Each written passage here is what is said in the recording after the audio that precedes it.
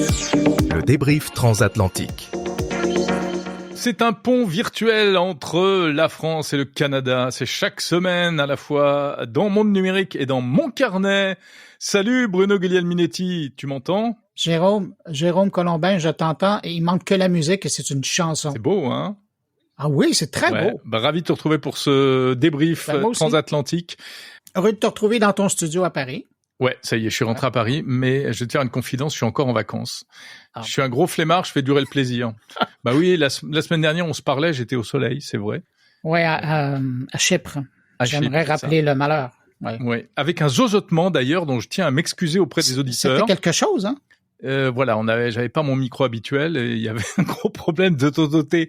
Donc en principe, cette semaine, je ne totote plus. Ouais. Mais et on va pouvoir...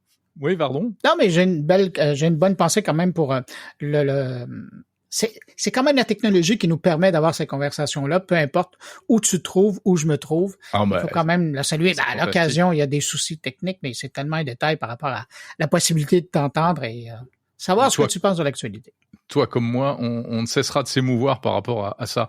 Bon, cette semaine, Bruno, dans l'actu, j'aimerais que tu me parles d'un truc que toi tu as suivi parce que moi évidemment j'ai les doigts de pied en éventail, donc j'ai pas bien creusé le sujet.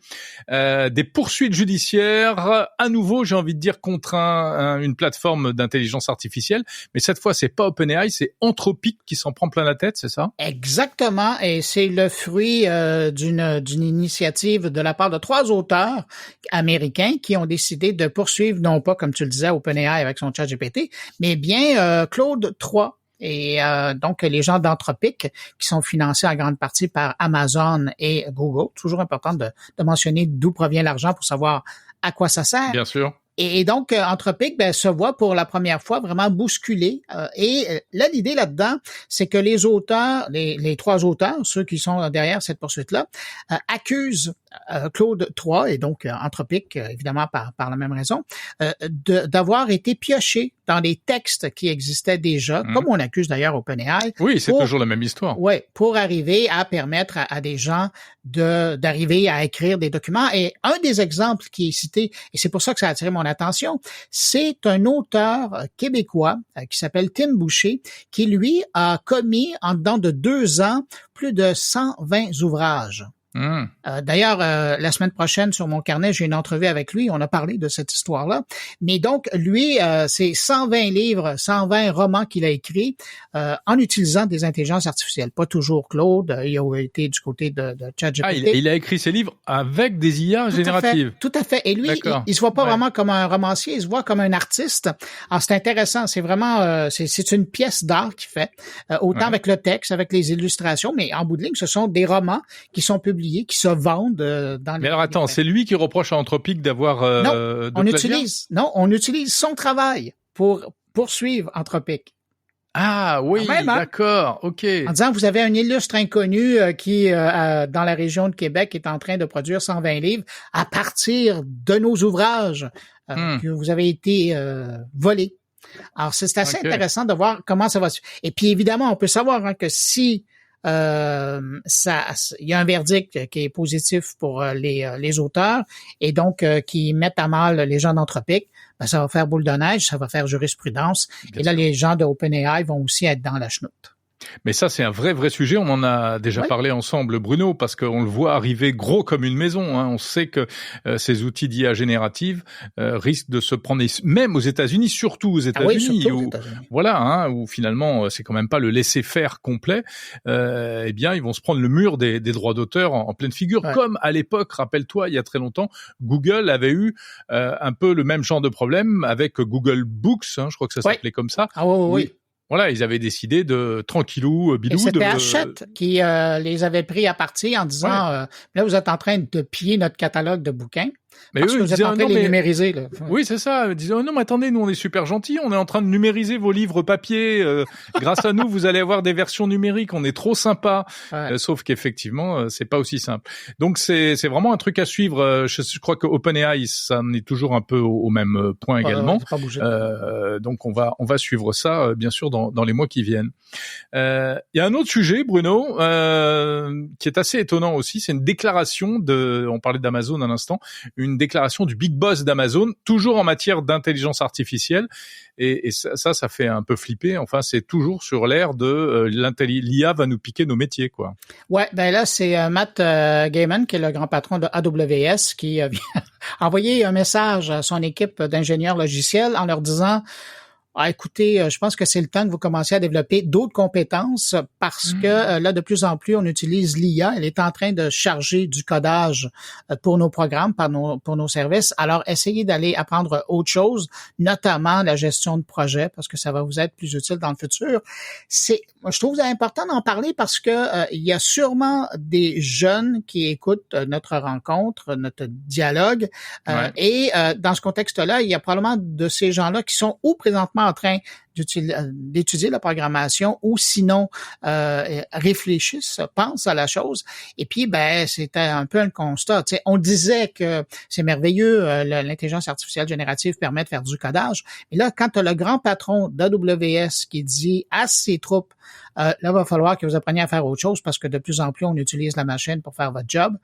C'est un signal fort qui est envoyé. Et pour les gens qui pensent aller chercher de la formation là-dedans, il faut peut-être regarder, si c'est le domaine de l'informatique qui vous intéresse, gestion de réseau, cybersécurité, ça demeure toujours des métiers clés. Mais au niveau de la programmation, écoute, moi je vais te faire une confidence, hein. Mes enfants qui sont dans cette branche-là, je commence à m'inquiéter un peu, hein. Comme ils écoutent pas le podcast de papa, je pense que tu devrais avoir une discussion avec eux. Voilà, ou alors je leur dis rien. Je leur dis rien. Oui, puis après ils restent pendant des années chez toi. Ouais. Non, mais bon, tu as dit le mot important au début, c'est-à-dire que les compétences en informatique, c'est une chose, mais très vite, il faut pouvoir aller au-delà. Il faut maîtriser tout ça pour aller vers effectivement de la gestion de projet, des choses comme ça, quoi. Ouais, puis il y a plusieurs domaines qui sont encore fort intéressants pour les gens qui s'intéressent au monde des TI. Alors, mais pour moi, je trouve que c'est important, sachant ce qui vient d'être dit, de transmettre cette information-là pour au moins permettre aux gens d'avoir tous les outils quand vient le temps de décider ce qu'ils veulent faire dans la vie. Ouais. Bon, j'espère qu'on aura l'occasion de poser la question à des spécialistes qui ont vraiment les mains dans le cambouis, j'allais dire. Et d'ailleurs, c'est intéressant parmi les gens qui nous écoutent, s'il y a vraiment des professionnels du code, du développement informatique, etc. Ce serait intéressant d'avoir leur point de vue sur la question et de nous faire des petits feedbacks. Et puis moi, je peux te dire qu'au mois de décembre, quand je vais retourner à Las Vegas à la grande rencontre AWS, tu peux être certain que je vais essayer de m'arranger. Tu vas les titiller là-dessus? Ben oui, ouais. Parce que c'est important là, comme déclaration. Ouais. Enfin bon, moi ça fait pour tout te dire, ça fait plusieurs années même que j'embête mon fils avec ça et qui me dit non mais pas du tout, etc. Mais bon, hein. J'espère qu'il ne se leurre pas, le garçon. On va le secouer. Bon, ça continue l'actu tech. Il y avait encore un truc complètement fou. Enfin, des choses assez rigolotes en fait. C'est du côté des voitures autonomes, voitures hyper connectées. C'est ce qui s'est passé à San Francisco. Ah mais attends, mais j'en reviens pas. Décidément, je pense que la technologie à la voiture, ça a un peu du mal à se marier. Hein. Le mariage a du mal à se concrétiser.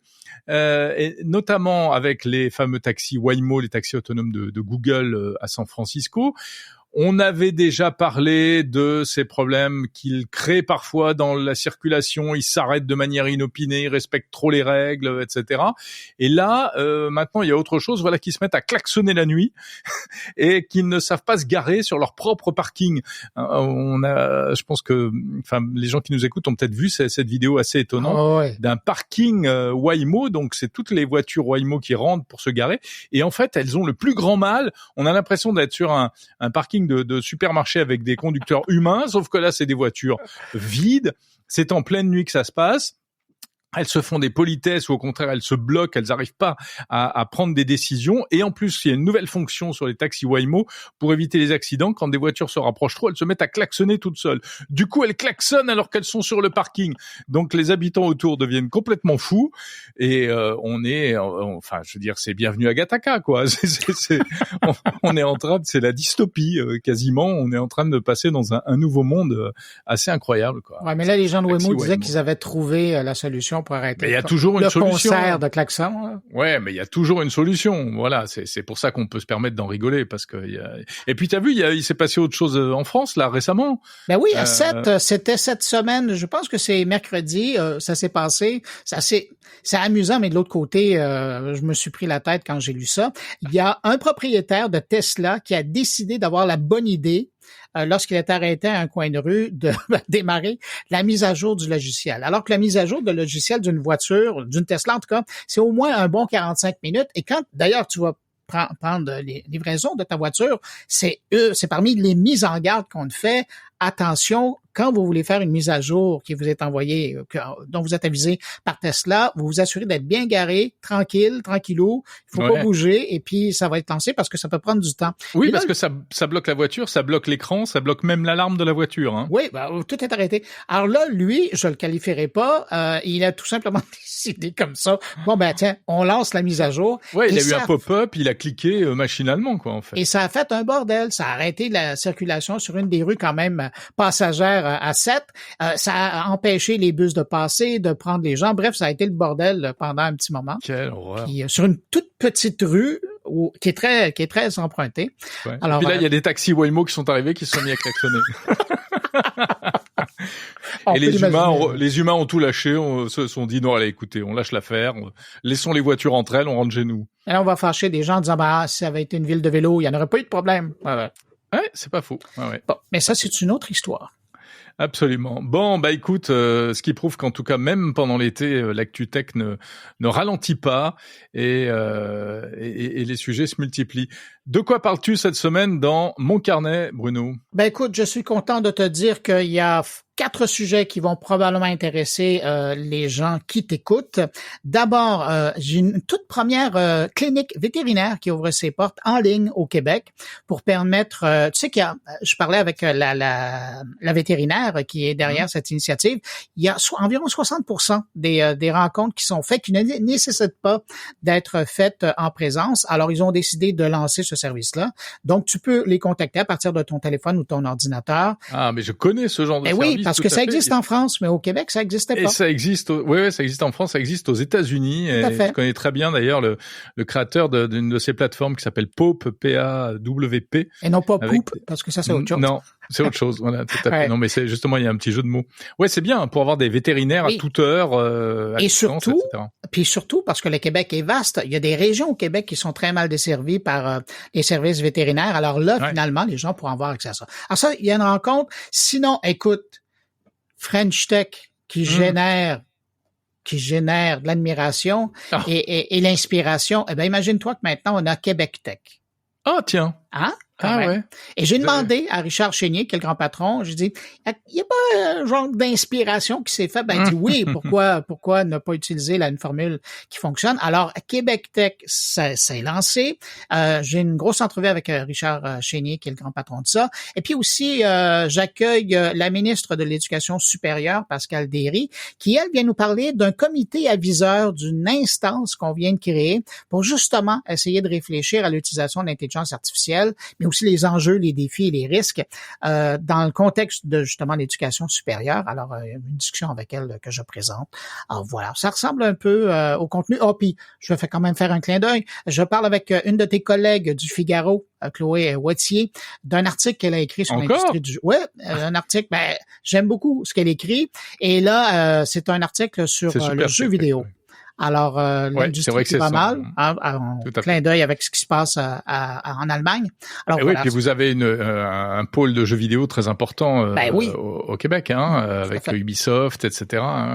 Bon, juste à propos de la French Tech, écoute, j'espère que ça ira mieux que que Québec Tech se portera mieux que la French Tech actuellement, qui bat un peu de l'aile. En ce moment, c'est un peu dur pour les startups. Ouais, mais souviens-toi de la belle époque.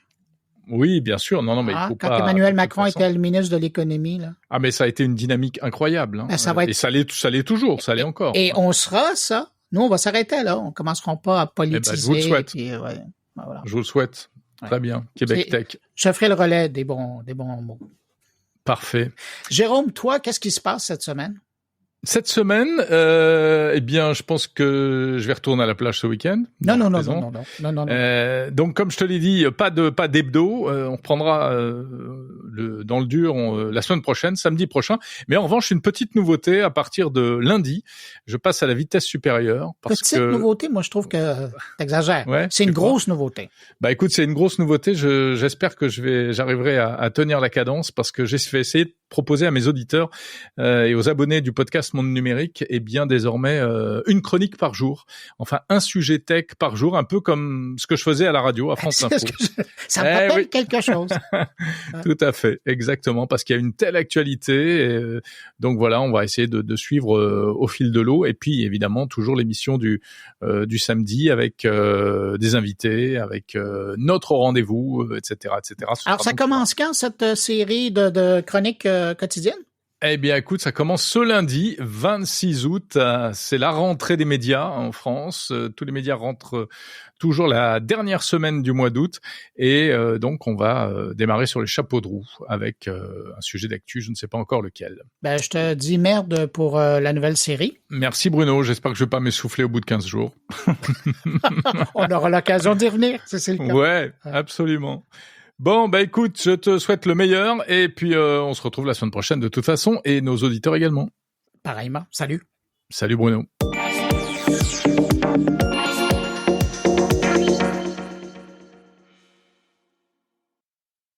Comme des milliers d'auditeurs, vous avez apprécié cet épisode et vous souhaitez associer l'image de votre entreprise au podcast Monde Numérique, alors n'hésitez pas à nous contacter. Le podcast est un média idéal pour toucher une audience de qualité. Plusieurs formats sont possibles, spot classique, message host read, contenu sponsorisé. Pour devenir partenaire de Monde Numérique, rien de plus simple. Rendez-vous dès à présent sur le site mondenumérique.info, rubrique Contact, et envoyez-nous un message. On a certainement plein d'idées à partager.